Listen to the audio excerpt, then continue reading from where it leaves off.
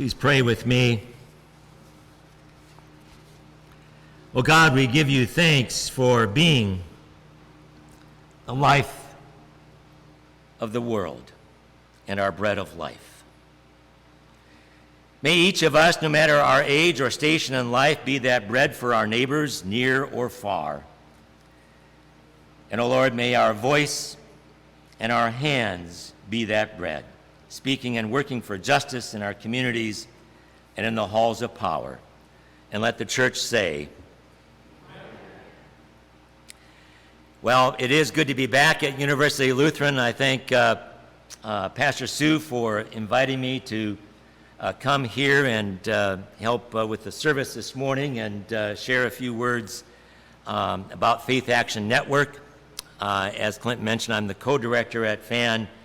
I'm the lobbyist there. Hope that's not too bad of a word to use in the sanctuary. I'm glad I got a little laughter out of that. And a few other things that I've been doing at FAN over the years. But we are trying to get back in person. It's so good. That's a part of my heartwarmingness that I feel right now, not only the many times that I've been here in this place, and for University Lutheran Church to be one of the first congregations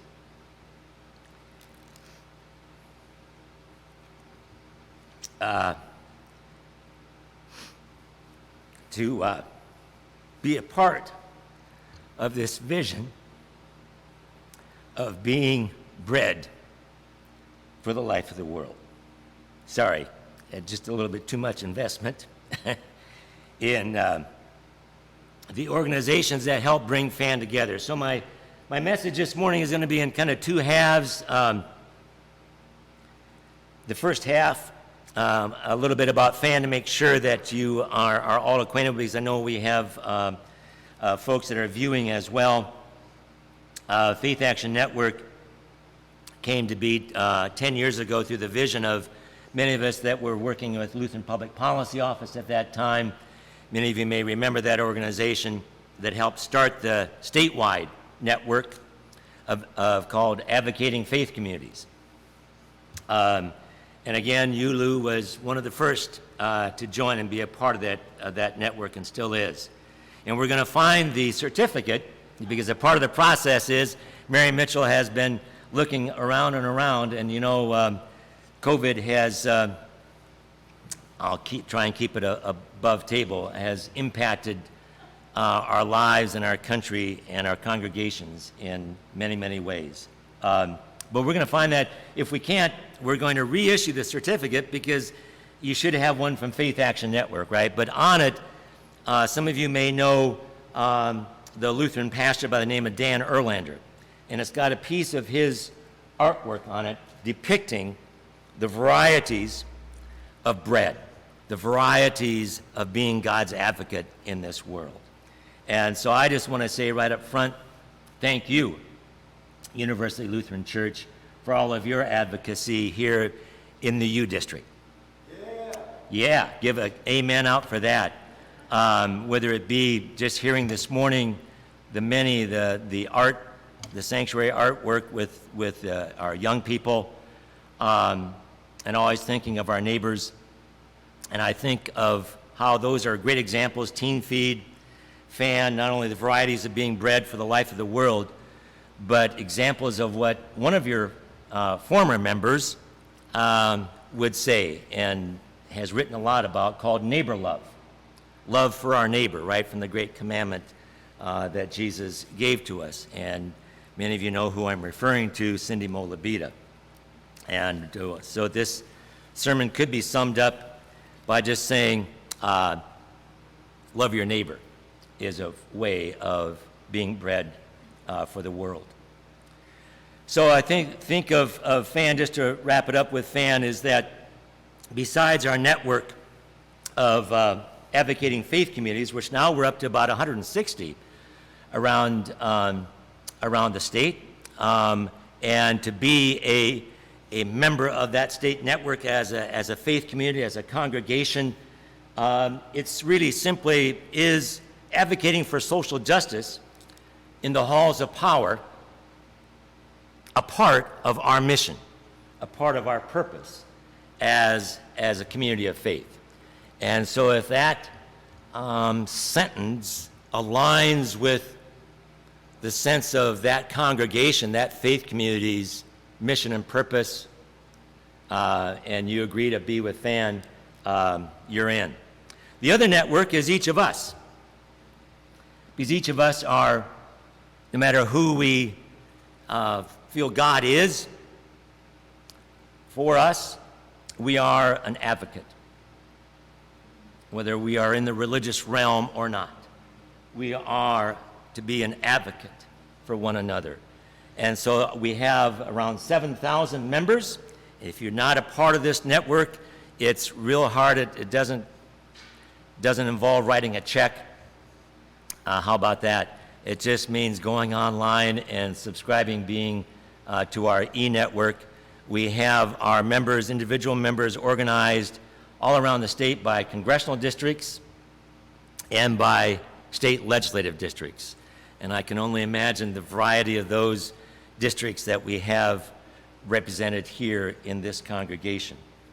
FAN is also a part of the ELCA, Ministry of Advocacy, and so that is funded by the ELC Hunger Program.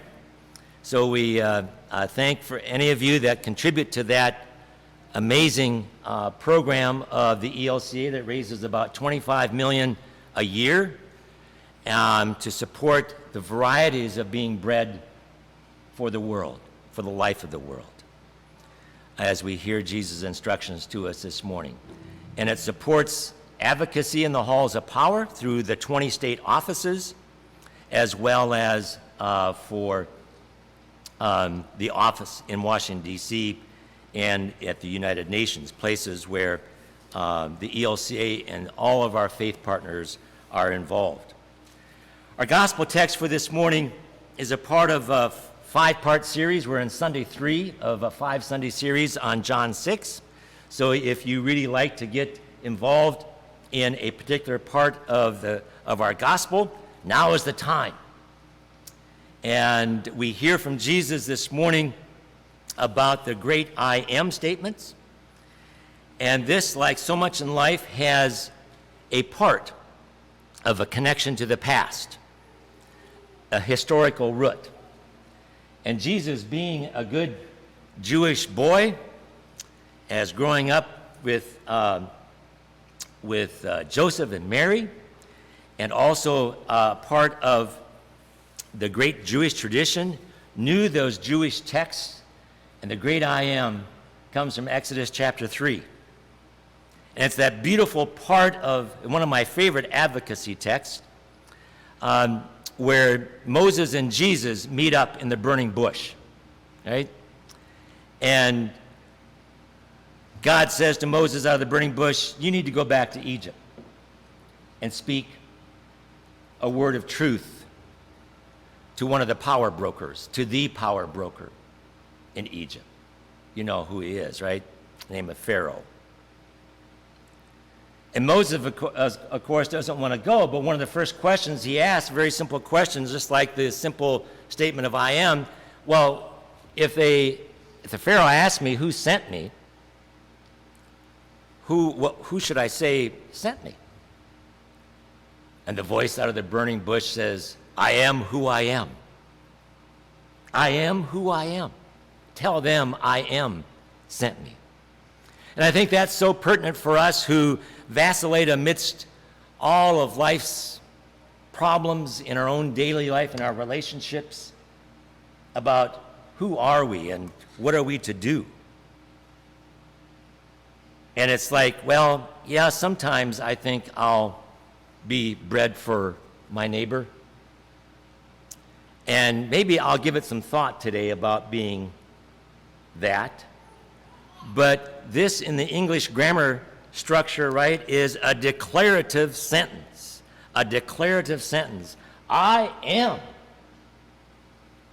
And you can go on from chapter 6, this is the first one, through chapter 16 in John, and see the various I ams. I am the light of the world. I am the good shepherd. I am the true vine. I am the way, the truth, and the life. I am. In the midst of all that's going on in the world and in our own lives, it's important to be able to say who we are. So what is our role in this Jesus statement of I am? And that, of course, is rooted in the waters of baptism, where we are called to be God's advocates, where we are called to be bread for one another. So I encourage us, as we think of all that's going on in life and in the world, how can you and I today be bread for one another? Through our hands, through our voices, through our wallets, through our budgets, calling on our elected officials as they, in the other Washington, deal with the federal budget, the reconciliation package, and that every budget, whether it's the one I'm carrying near my waist this morning, whether it's the congregational budget of University Lutheran Church, whether it's the Washington state budget that I've been involved in, and your voices as well over the years and continue to advocate, or the federal budget, that those documents are a moral document and should reflect our values, as Clint said this morning about reflecting values of the realm of God. And we are the advocates to promote that message, that as Jesus was bread of life for the life of the world, we too are, even in places of the halls of power, from the Washington State Legislature to the City Council of Seattle to the United States Senate, where they are deliberating right now what shall be in these bills. They should reflect the needs of this country in terms of infrastructure to the many, many programs that we and our neighbors rely on.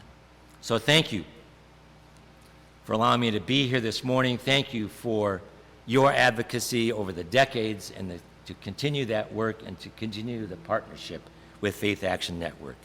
And let the church say,